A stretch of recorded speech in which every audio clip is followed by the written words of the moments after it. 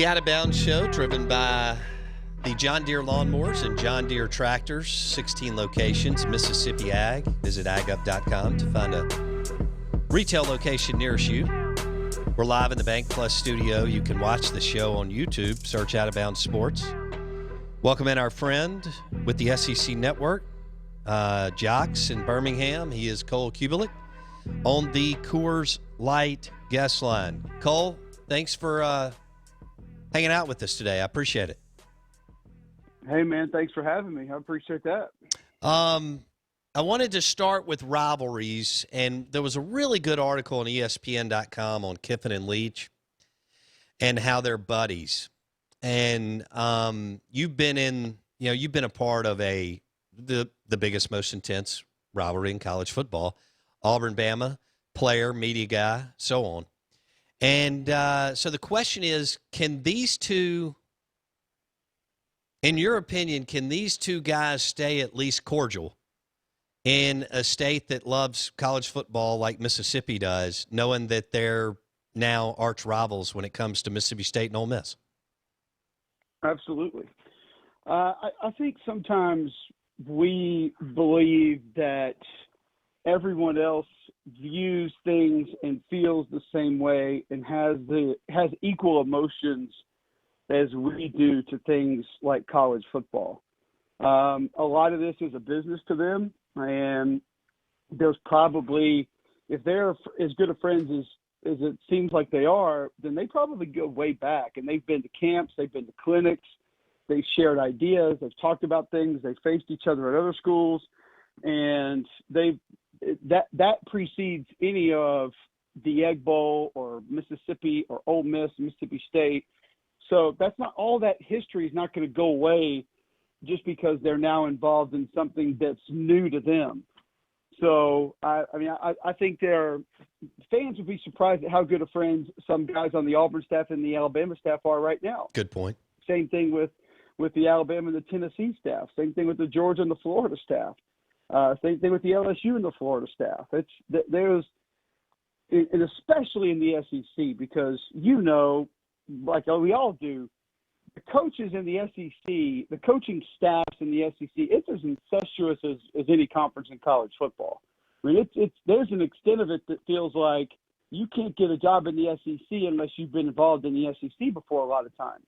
So all of that comes first, and I think when you're a part of the good old boy coaching network, meaning you kind of came up the old school way and had to put your work in the old school way, that relationship, that bond, that respect for one another is always going to precede any on-field rivalry that dates back to before you guys knew each other or you were involved in that, after you've been friends for 10, 15, 20, 30 years.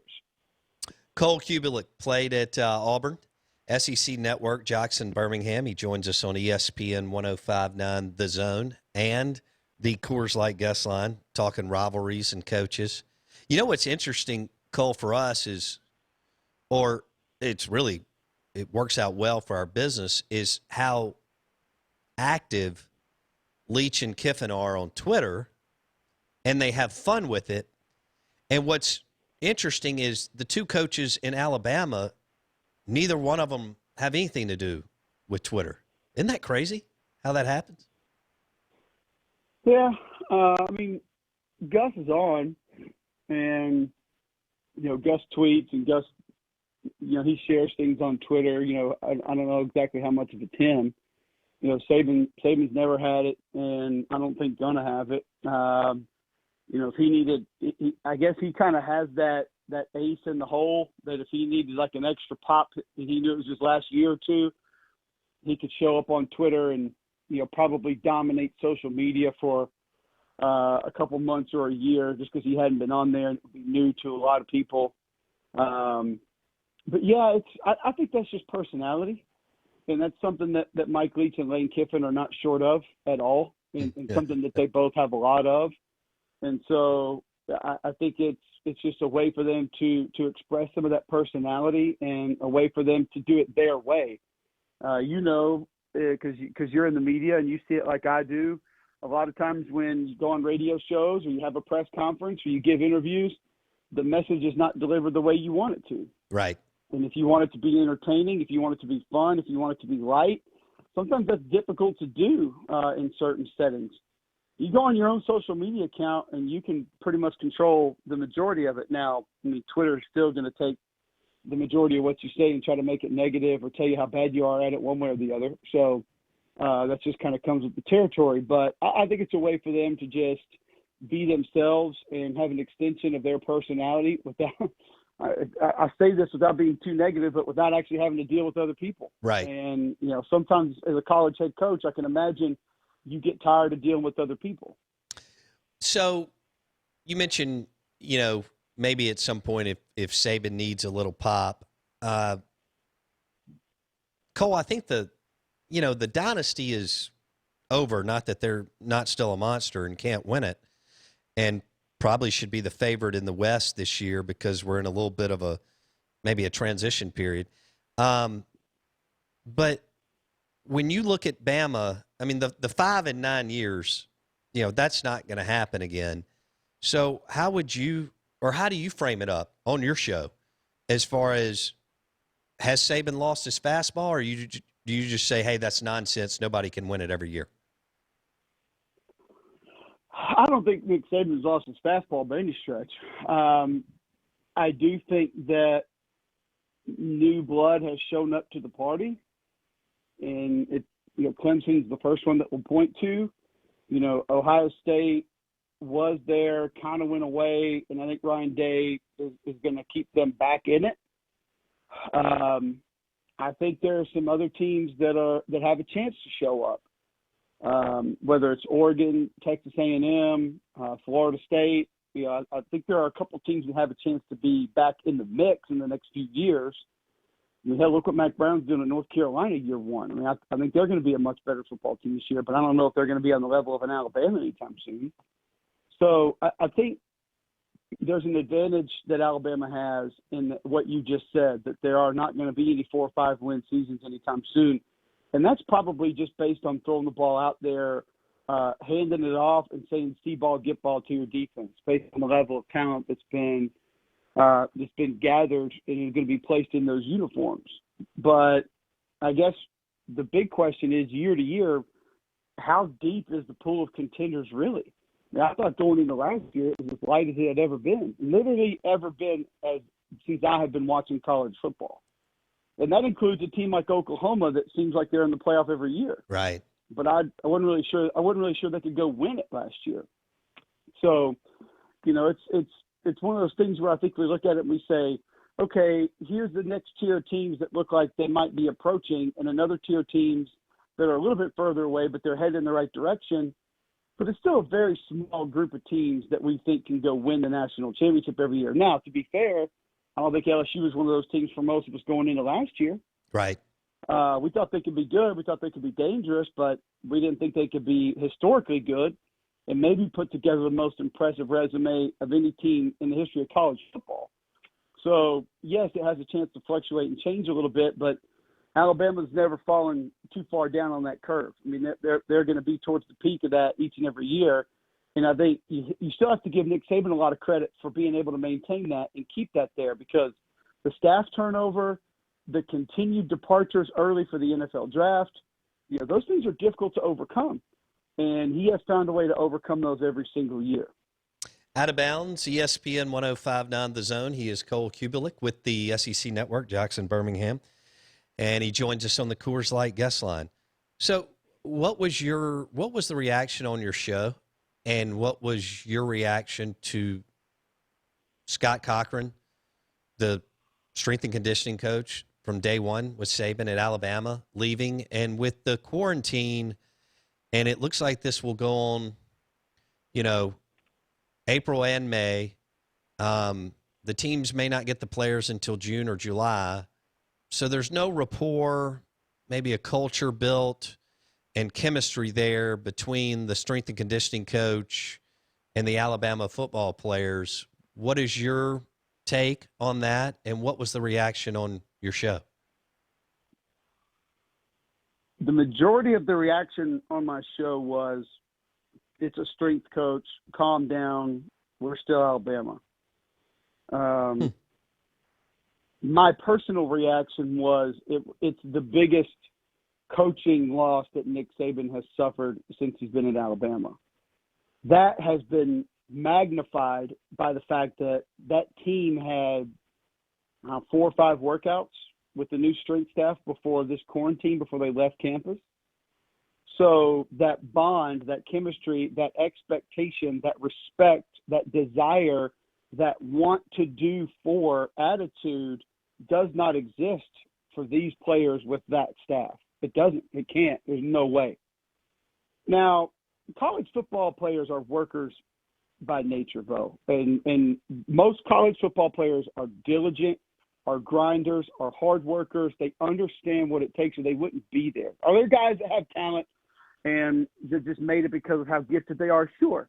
But most of them understand if you don't put the work in, you're not going to get where you want to go or do what you want to do or accomplish what you want to accomplish. That's the reality of all of it.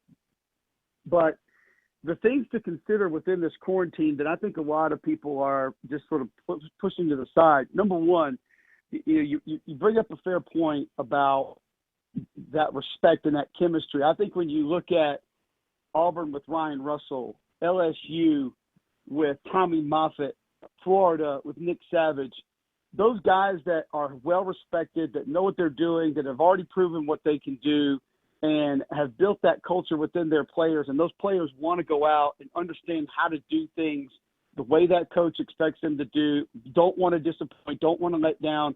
There will be an inherent advantage for teams like that during this time.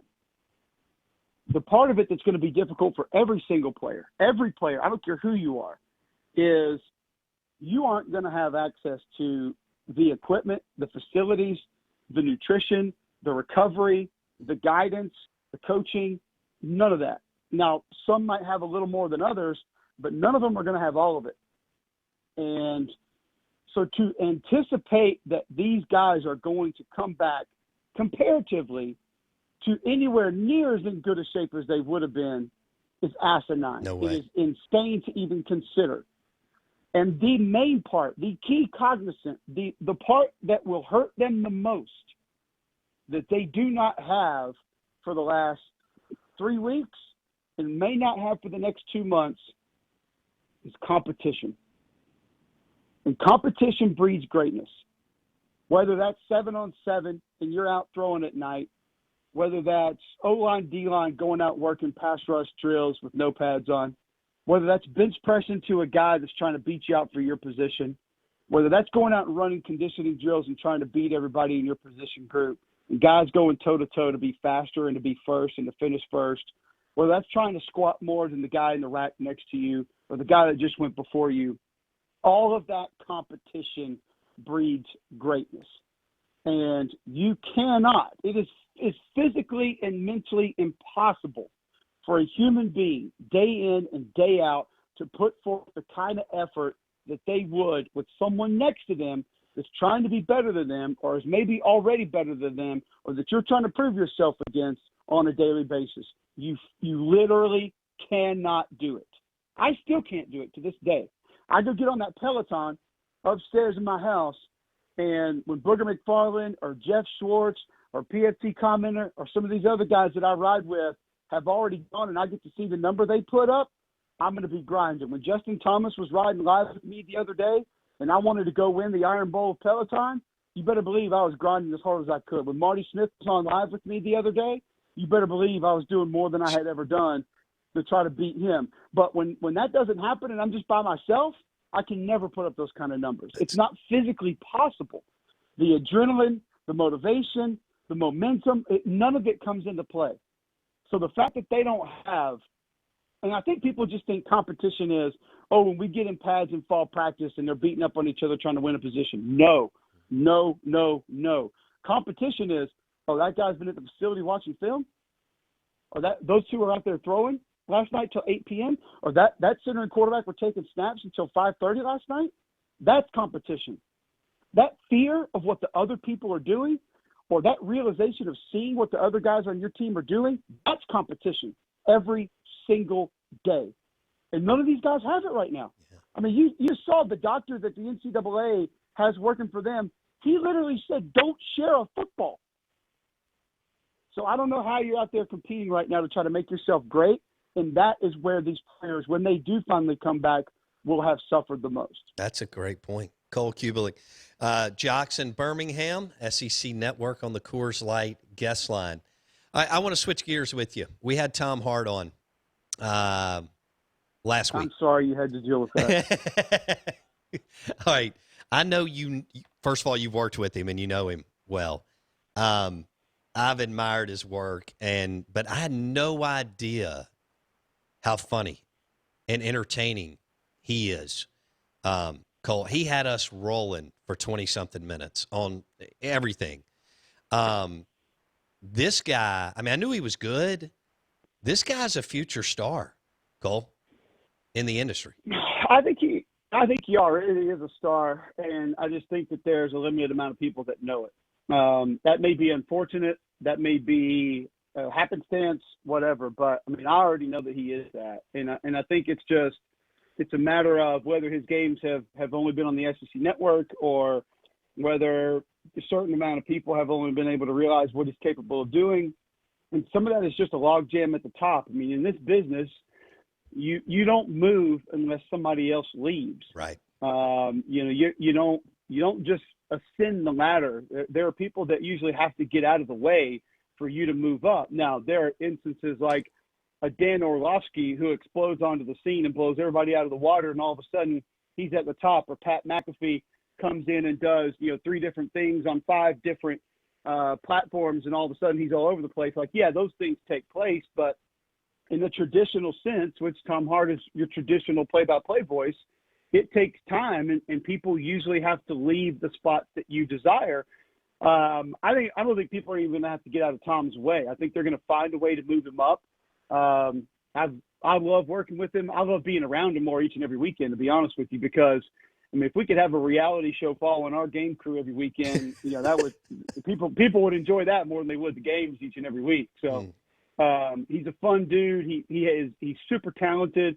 He understands how to weave everyday things and pop culture and entertaining things and funny things in and out of his broadcast. And that's a talent, man. Like that, I've seen people try to force that in, and it doesn't sound comfortable and it doesn't sound normal. He does it like it literally just pops into his brain at the very last second. And that's a skill that can't be taught. Tom Hart's a guy that has a 98 mile per hour fastball. Like you can bring a guy in that throws hard and try to get him to throw that hard and train him and talk to him about his mechanics and all that. And he can go down there to the Andrews Institute and they can put, all the dots on him and talk about where his arm angle is. But at the end of the day, the dude can just throw 98. And that's what Tom Hart is. He's got that elite fastball that can't be taught and can't be learned. He was born with it. And I don't think he's going to be a star. I think he already is. I just think he's only been served, his menu has only been put in front of a certain amount of people. Right. And when that changes, and it will. It's, everybody will think the exact same way that you do. So tell me about Cole Cubelic on the Out of Bounds show. Tell me about doing Scott Van Pelt. I mean, I remember Van Pelt at the Golf Channel. And then, of course, he has become a star with ESPN. How much fun was it to be an analyst for college football playoff national championship game on Scott Van Pelt show? It was incredible, and I owe Stanford Steve, Steve Coughlin a lot of gratitude for that. He was a guy that really went to bat for me when it came to getting me up there and doing that. And Scott welcomed me in with open arms. And I think the thing about that people don't understand, the coolest part to be able to see was his team. And to see everything that goes into it, that happens behind the scenes. And it's like anything else. It's like your show. It's like my show. It's like our Saturday night crew that we do games with. It's not 3 or 4 guys that are just handing microphones to go sit behind a desk and start talking. That's not what it is. Scott is one of the most talented human beings. I mean, I mentioned how smooth Tom Hart can just throw things in and say things and do things. I mean, SVP is like even a giant step up from that. I mean, the way he weaves in and out of topics and brings in different things that just immediately pop into his brain, it is a talent that very few people have. And his delivery, I think, is one of the best in the business because it's that exciting, calm, real, understanding, and just one that not a lot of other people have. And he can make it be very different at very different times. But to be able to sit in that seat next to him was it was awesome. It was unbelievable. It was an amazing experience that I never thought that I would really have and really be able to do. And then, of course, did it again for the XFL and did it a couple times for college football. Hopefully we can continue rolling with it because, I consider him a friend now, and I consider most of the people on his team friends now because you go up there and you spend, the entire evening with them, spend the entire night with them. It's, you kind of get attached to them, and it's a lot of fun. Those guys they're really good at what they do, and I'm just grateful that they allowed me to be a small part of what they do. Well, you did a good job, and that was really cool to see that. Plus, not all of the guys at that level appreciate the college games, and yet SVP still does as far as college football and college hoops. Obviously, he's a big hoops dude because of the Maryland background, but also gets the power of SEC and college football. Well, Cole, we had a great time. Enjoyed it. Hope you're doing well. Stay safe, and look forward to catching up again soon. All right, Bo. Appreciate you having me, man. Thanks, bud. Cole Cubelic with the SEC Network, Jackson, Birmingham, among other things. He joined us on the Coors Light guest line. You're listening to Out of Bounds on ESPN 105.9 The Zone, driven by the Spray and Bedliners and lift kits at RPT and Rick's Pro Truck, new location in Gluckstadt, Madison County. ricksprotruck.com, ricksprotruck.com. Bo Bounds and Blake Mania with you in the Bank Plus studio. We're going to have Robert St. John coming up next. Talk a little bit about everything that they're doing down for the state of Mississippi through his Hattiesburg restaurants. Give us an update on that, and then everything that they're doing with Extra Table. The guy is always, he and Jeff Good, a lot of similarities, always on a mission, community-driven, and super great Mississippians, entrepreneurs, and restaurateurs. His industry, like ours, and I'm sure yours, has been smoked, and we're all going to grind through this, and there will be better days ahead. But Robert St. John will join us coming up at 9 a.m., and then Fred Smoot, we're going to find him somewhere in Washington, D.C., we believe. And he's going to jump on at 9:30. The Out of Bounds Show, ESPN 105.9 The Zone, is brought to you by Dancing Rabbit Golf Club. 2 courses, the Azaleas and the Oaks, all at Dancing Rabbit Golf Club, Philadelphia, Mississippi, Pearl River Resort. Now is the time to schedule Book 18 on the Azaleas or the Oaks at Dancing Rabbit Golf Club. Hour number 2 in the books. Also, we want you to go to bowbounds.com and vote on our Soundbite Bracket Challenge. Soundbite Bracket Challenge. We cut up the best of the best from Fred Smoot, Mike Detillier, and Dave Bartu. The winner of the Elite Eight advances to the Final Four.